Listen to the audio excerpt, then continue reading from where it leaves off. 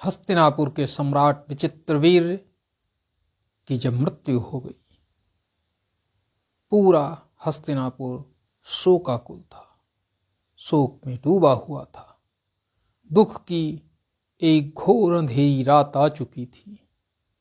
उसका मुख्य कारण था क्योंकि जब विचित्रवीर्य जी की मृत्यु हुई तब वह निःसंतान थे। आज हस्तिनापुर की गद्दी पर बैठने वाला कोई नहीं था। ऐसी स्थिति में राजमाता सत्यवती ने भीष्म को याद किया। देवव्रत यानी पितामह भीष्म देवव्रत को बुलाकर उन्होंने कहा कि हे गंगा पुत्र, आज हस्तिनापुर राज सिंहासन खाली है, सूना हो गया है और इस सूनेपन को भरने के लिए तुम्हें पुत्र पैदा करना होगा। ज्यों ही यह बात भीष्म के सामने आती है तो वह कहते हैं कि हे माते, आपका आदेश सर आंखों पर, लेकिन मैं प्रतिज्ञाबद्ध हूं और इस प्रतिज्ञा की वजह से मैं सिंहासन की रखवाली तो कर सकता हूं, सिंहासन का उत्तराधिकारी नहीं दे सकता। इसी बीच सत्यवती के पिताश्री आ जाते हैं और वह कहते हैं, क्योंकि यह प्रतिज्ञा मैंने तुमसे ली थी और मैं तुम्हें इस प्रतिज्ञा से मुक्त करता हूं। पितामह भीष्म कहते हैं, प्रतिज्ञा ली आपने अवश्य थी, लेकिन प्रतिज्ञा दी मैंने थी, और जो प्रतिज्ञा देता है और प्रतिज्ञा से मुकर जाए वह क्षत्रिय ही क्या, और मैं अपनी प्रतिज्ञा से मुकर नहीं सकता हूं, ये अटल सत्य है। अब माता सत्यवती के पास कोई भी विकल्प नहीं दिखाई दे रहा है। तब उन्हें एकदम से ध्यान आता है और वह देवव्रत की तरफ देखते हुए उनसे कहती हैं कि हे देवव्रत, महर्षि वेदव्यास को बुलाया जाए। महर्षि वेदव्यास महान तपस्वी थे। देवव्रत पूछते हैं कि माता, जब हस्तिनापुर के राज सिंहासन पर उसके उत्तराधिकारी की बात हो रही है तो ऐसी स्थिति में महर्षि वेदव्यास की बात करना क्या उचित है? उनका इससे क्या लेना देना है? तब राजमाता सत्यवती देवव्रत से कहती हैं कि यह तुम्हें वह स्वयं बता देंगे। तुम शीघ्रातिशीघ्र जाकर मेरा संदेशा उनसे कहो कि राजमाता ने तुम्हें राजभवन में बुलाया है। देवव्रत भीष्म राजमाता की आज्ञा को लेकर सीधे वेदव्यास जी के आश्रम में पहुंचते हैं, जहां वेदव्यास जी ध्यान मग्न होते हैं, और वह भी ऐसे ध्यान में मग्न होते हैं जहां ऊर्जा का संचार हो रहा होता है। बहुत ही कठिन तपस्या कर रहे होते हैं, लेकिन देवव्रत ज्यों ही उनके आश्रम में पहुंचते हैं उन्हें ज्ञात हो जाता है और वह नेत्र खोलकर अपने शिष्य से कहते हैं कि जाइए और देखिए, बाहर गंगा पुत्र भीष्म आए हुए हैं, उनको ससम्मान मेरे साथ सामने ले आइए। उनके शिष्यगण जाते हैं और गंगा पुत्र भीष्म को लेकर के उनके सामने आते हैं। वेदव्यास जी अपने आसन से खड़े हो जाते हैं और देवव्रत भीष्म को बैठने के लिए कहते हैं, तब देवव्रत भीष्म महर्षि को प्रणाम करते हैं और कहना ही चाहते हैं कि तभी वेदव्यास जी कहते हैं, मुझे सब कुछ ज्ञात है। सत्यवती आपकी माता नहीं है, इसलिए आपने अपने वचन को श्रेष्ठ माना। यदि वह आपकी माता होती तो आप उनके वचन को नकारते नहीं। वह आपकी अपनी माता नहीं है। इन शब्दों के कहने से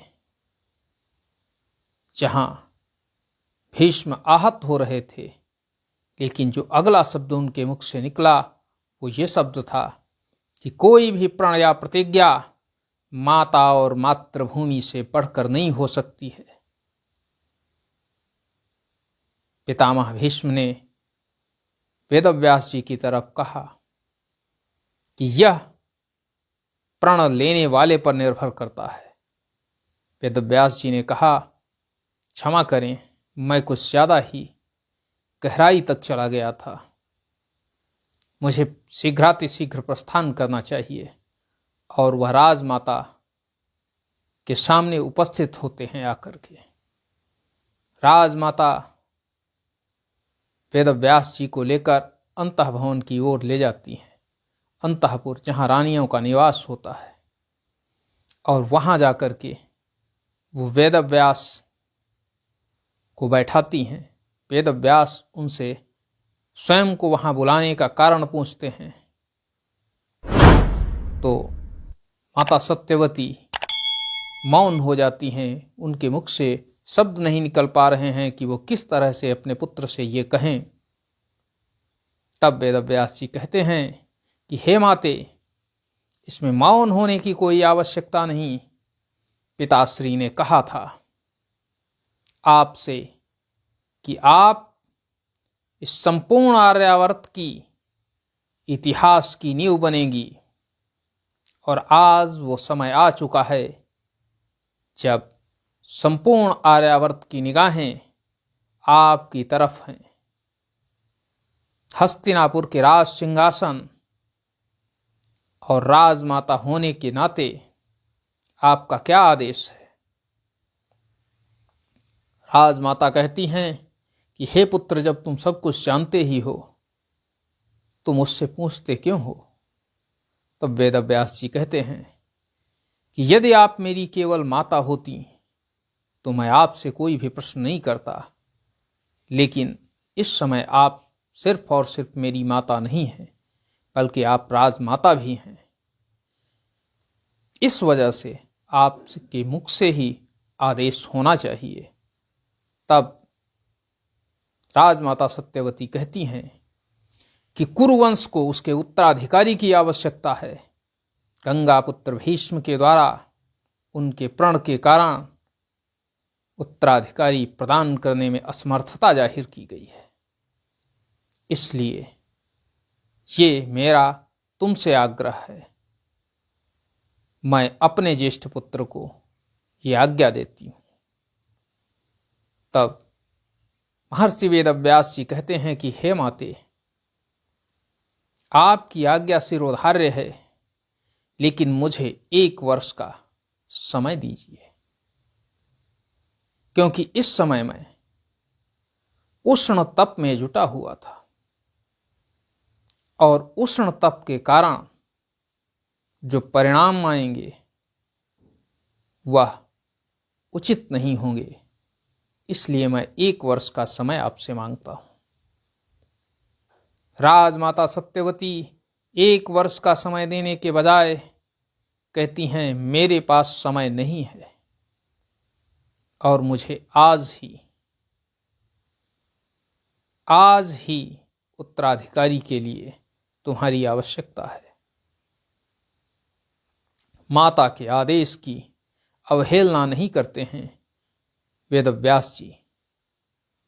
तब सत्यवती अंबिका के पास जाती हैं,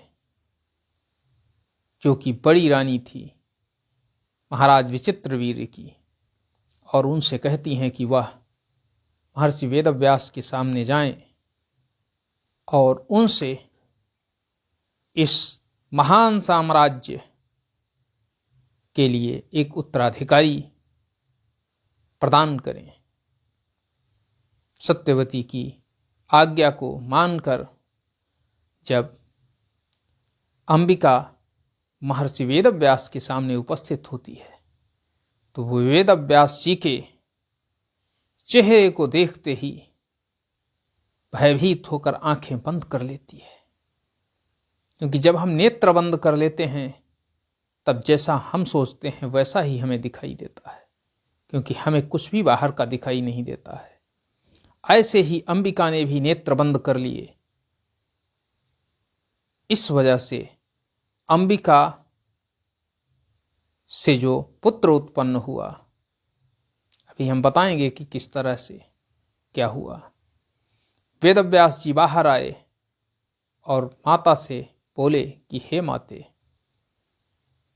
मैं चाहता था कि आप मुझे 1 वर्ष का समय दें, आपने नहीं दिया, अनर्थ हो गया। रानी ने अपने नेत्र बंद कर लिए थे, इस वजह से उन्हें जो पुत्र उत्पन्न होगा वह जन्मांध होगा, नेत्रहीन होगा। तब सत्यवती जी ने कहा कि अभी दूसरी रानी भी है, और वह अंबालिका के पास जाती हैं और अंबालिका से कहती हैं कि महर्षि वेदव्यास के सामने जाने पर नेत्र बंद नहीं करने हैं, तुम्हें ध्यान रखना। और जब अंबालिका पहुंचती है महर्षि वेदव्यास के सामने तो नेत्र तो नहीं बंद करती है, लेकिन वह अंदर ही अंदर इतना भयभीत हो जाती है, इतना कमजोर हो जाती है कि पीली पड़ जाती है। और उस पीलेपन की वजह से महर्षि वेदव्यास आकर के माता को बताते हैं कि हे माते, विधि का विधान कभी भी बदला नहीं जा सकता है, और अंबालिका को जो पुत्र होगा वो शरीर से दुर्बल होगा, पांडु रोग से ग्रसित होगा। अब माता सत्यवती के पास कोई भी विकल्प नहीं था। ऐसी स्थिति में वो महर्षि वेदव्यास से कहती हैं कि हे पुत्र, मुझे एक अवसर और प्रदान करें। और वह दोनों रानियों से कहती हैं कि वह महर्षि के कक्ष में कोई न कोई एक जाए।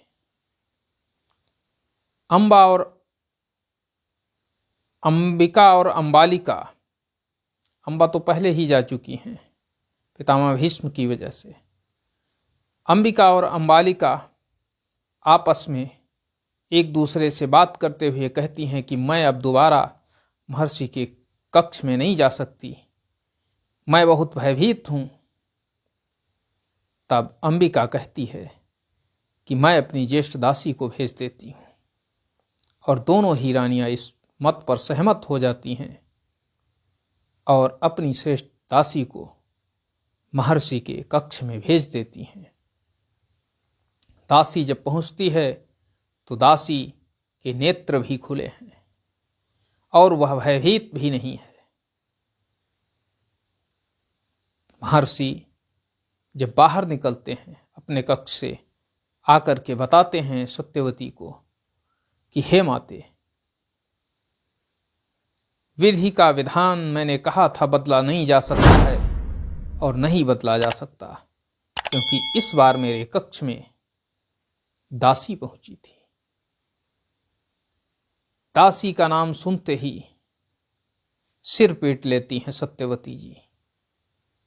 तब वेदव्यास जी कहते हैं कि माते, लेकिन दासी से जो पुत्र उत्पन्न होगा वह अत्यंत ही विनम्र होगा, अत्यंत ही विद्वान होगा, नीति शास्त्र में निपुण होगा, और उसका नाम जब तक ये सृष्टि रहेगी उसका नाम उसकी विद्वत्ता के कारण लिया जाएगा।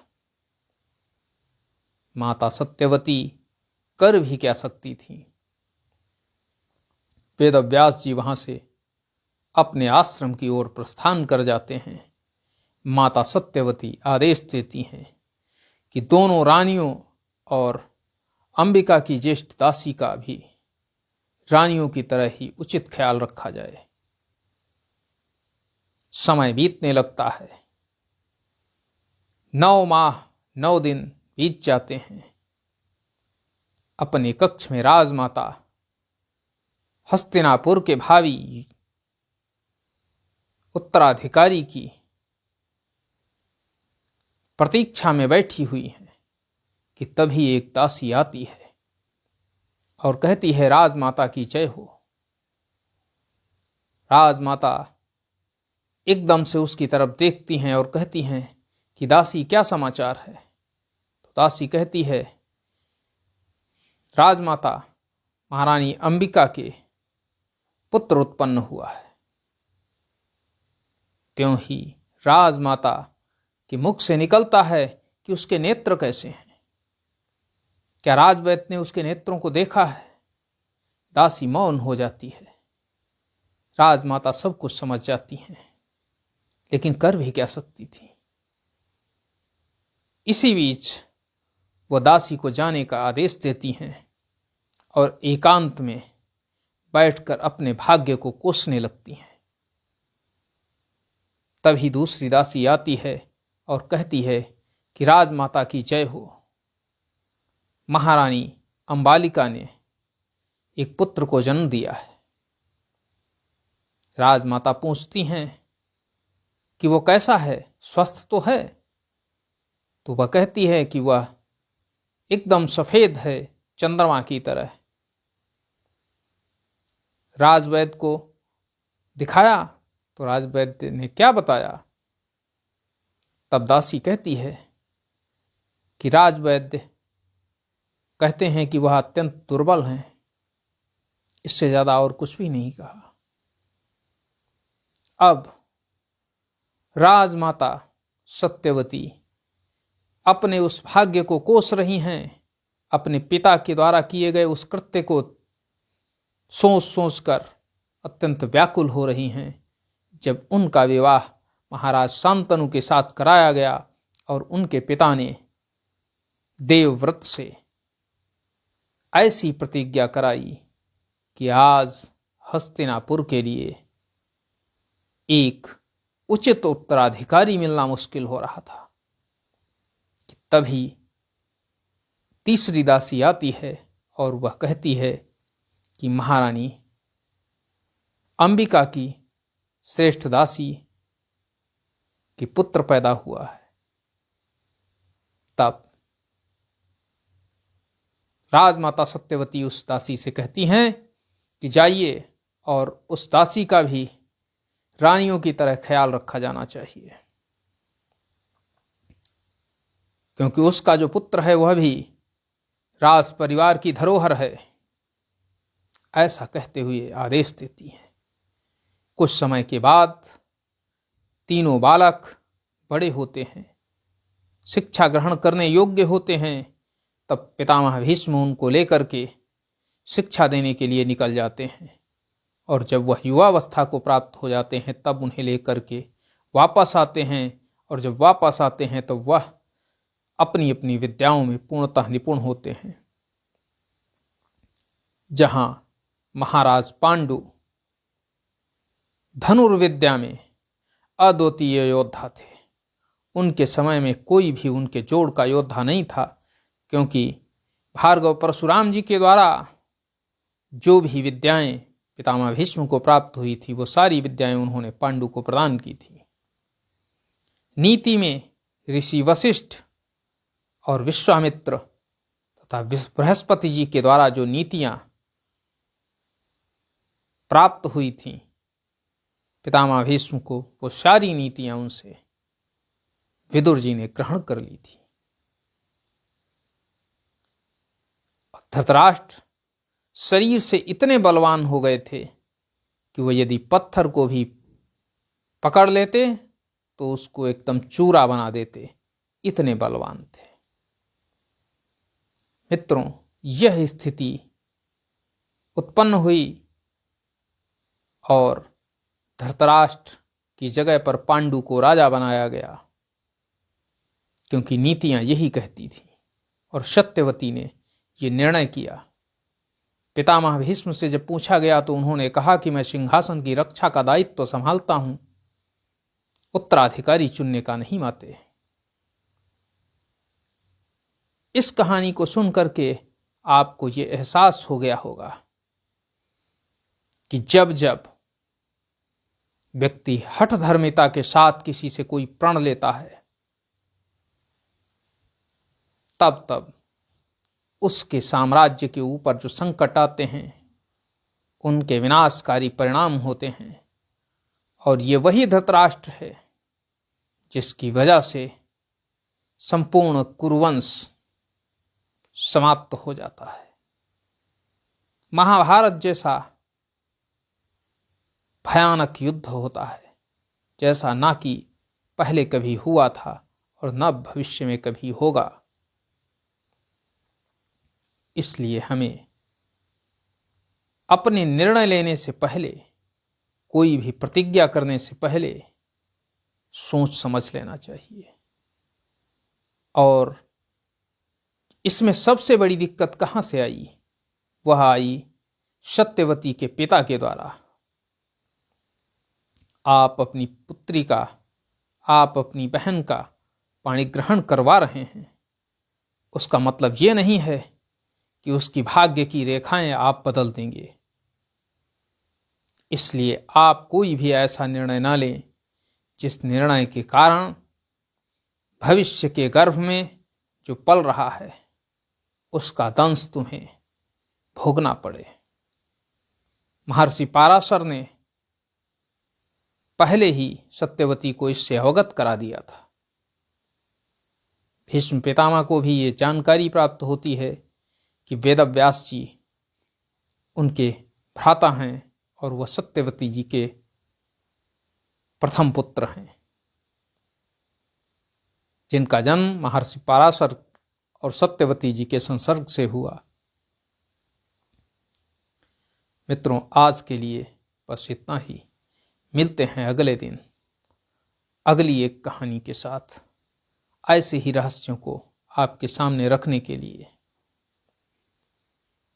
वीडियो पसंद आई हो तो लाइक करें, चैनल को सब्सक्राइब करें, शेयर करें और कमेंट करें कि अगली कौन सी रहस्यमयी कहानी आपको सुननी है।